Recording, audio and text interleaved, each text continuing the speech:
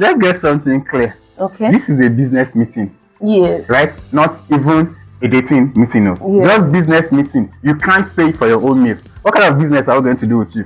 Somebody that cannot pay for a meal, do you expect her not put money in her own hand?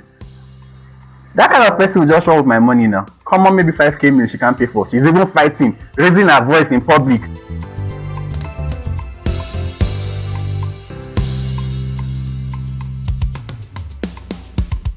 This is Trending News on Laveritatv, and I'm your host, Rebecca Nena Amos.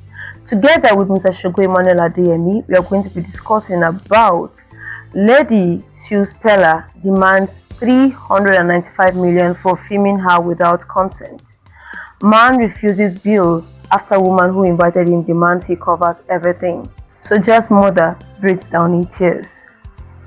We'll be right back after the short break.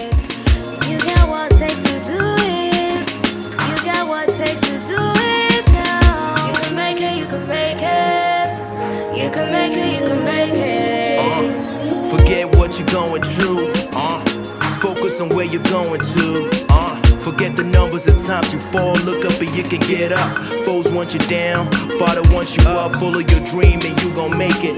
Cause life is what you make it, my brother, and we gon' make it. My sister, you a diamond, they can never ever break you. Look up to the sky, let the most high elevate you. Flip your critics. Welcome back. Nice to have you in the studio today, Mr. Shogo Emmanuel Adeyemi. Thank you so You're much, welcome. Ms. Becky. Yeah, thanks for coming. All right, let's go into it. And now the news in detail.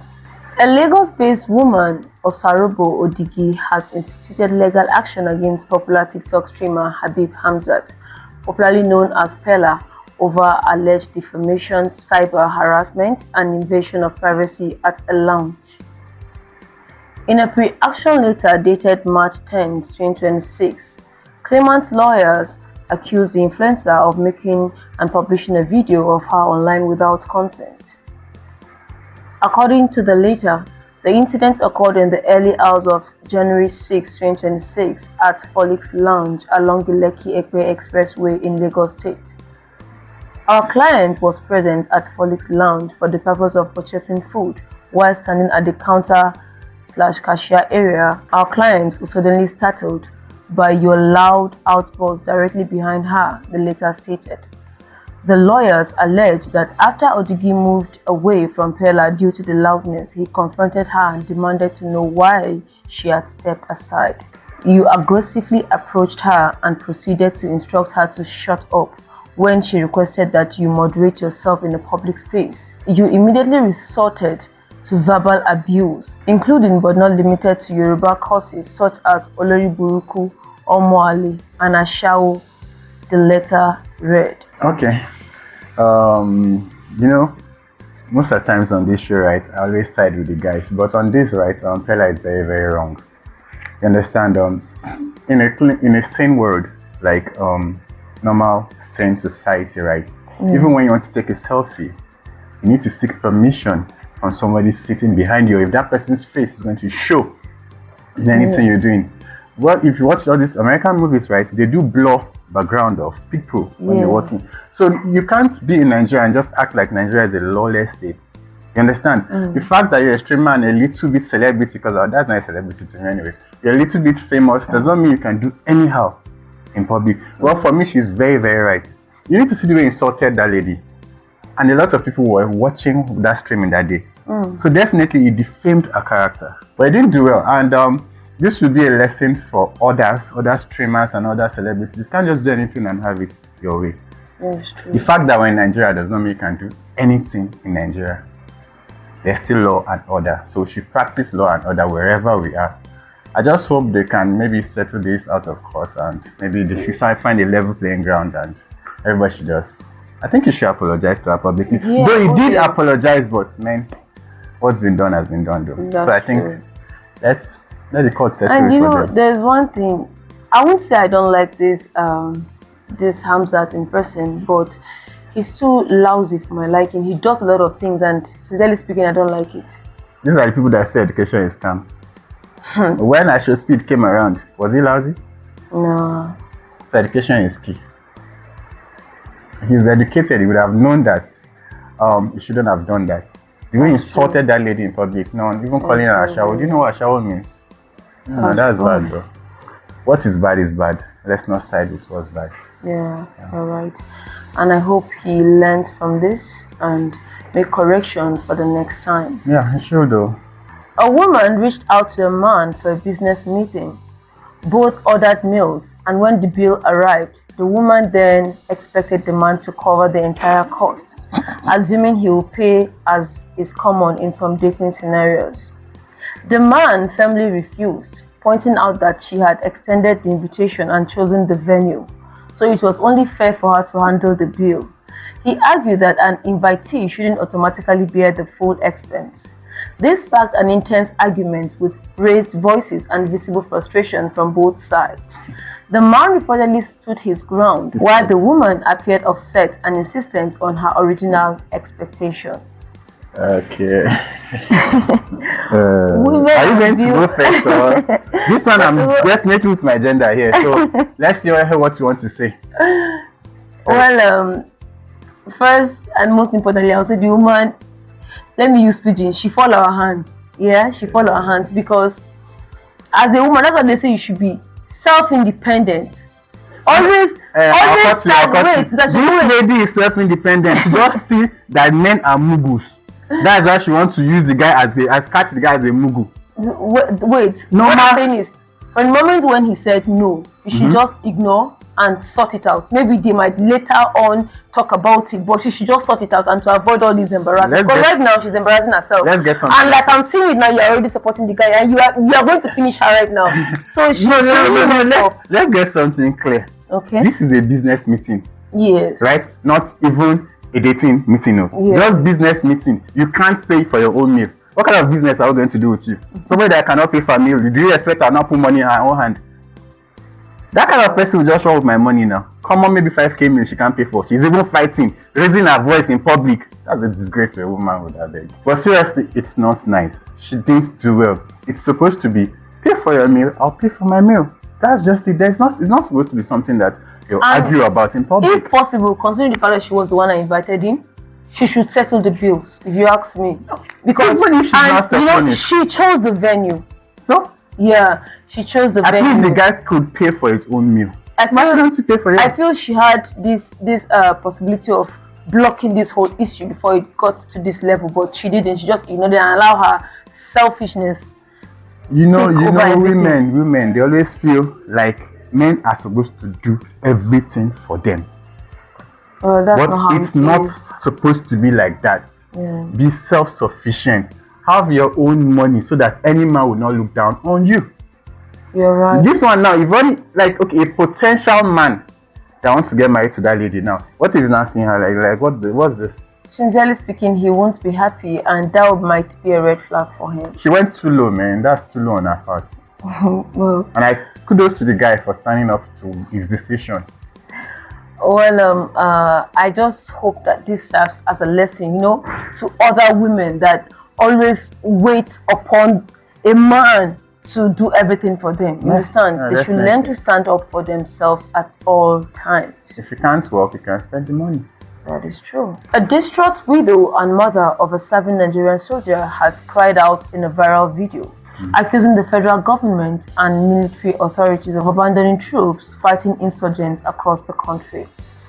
The woman, whose late husband put in 36 years of service in the army, also claimed that his death benefits are still being withheld till date. Wow. Speaking passionately in pidgin English in the clip shared on Facebook, the elderly woman begged authorities to rescue soldiers deployed in forest and remote areas, especially in the northeast, where the fight against Boko Haram and other insurgents has dragged on for years. The video has triggered fresh outrage online as families of soldiers continue to complain about poor welfare, lack of proper support, and the harsh conditions their loved ones face on the battlefield. In the emotional clip, the widow said she had already advised her son to abandon the front lines if the suffering becomes too much. "We are begging you people, our children are in the bush. I tell my son, if you no fit, come back home. God will feed us. My husband do army work 36 years. They never encountered this thing. But small children are suffering in the bush, she said. Now, you know what, Mr. Shogo? I have friends that are soldiers, yeah? And there's this particular one of them is my very, very good friend. You know, sometimes when I run out of money, maybe I have a little challenge, I'll call him and be like, have fun now, my G, anything for the girls, like we'll be talking. Then you'll be like, oh, more, nothing gone board. Mr. Shogo, I can say like close to 5 times and not like at a straight line, like maybe every day, no, I give like space.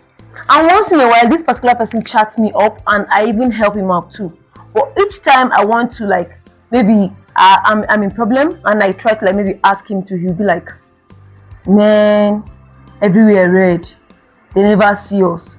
So, and I also have this friend, that, you know, during the time I lost my sister, he said he's going to support me.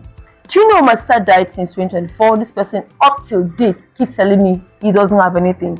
Even though it's not like I was expecting, I'm not expecting anything from him, but to some point they make me feel like they are suffering and there's no payment. They are actually suffering.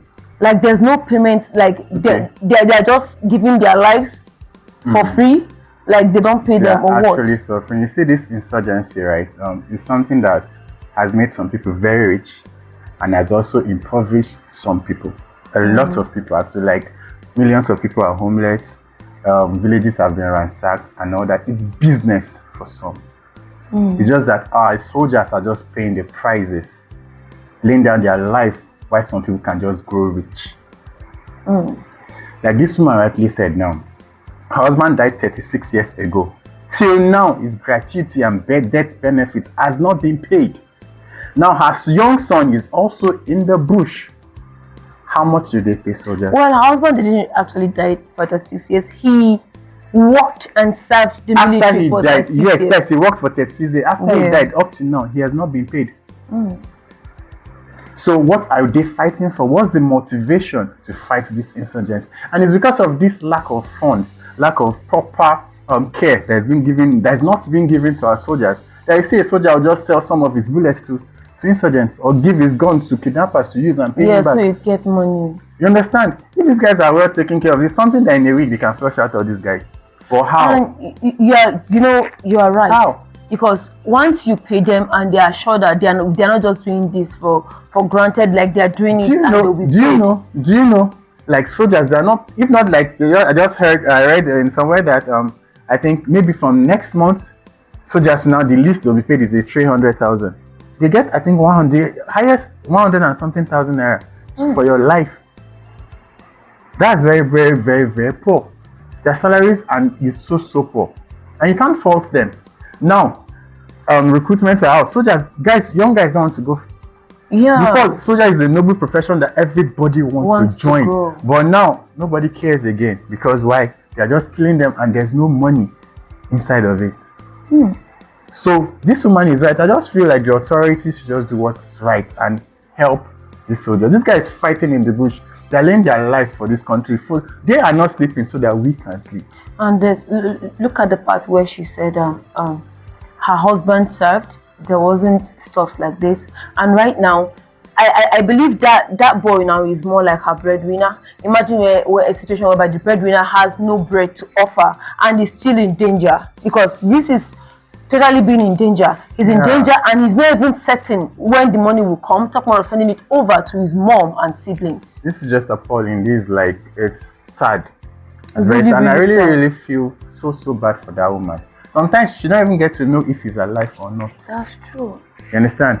She don't get to know. So I just feel that the authorities do the best thing and just pay these guys well, pay them well, and equip them so that this insurgency can end and we can all be at rest. But well, Nigeria, you can just talk and a little action. But I just really wish they listen to us this time around. And my earnest prayer is just like you said, the higher authorities should look into this and also treat them well, because it's not easy sacrificing your life, your energy, and everything for others. Sacrificing your best years for a country that the last person that sacrificed his life for us was Jesus Christ.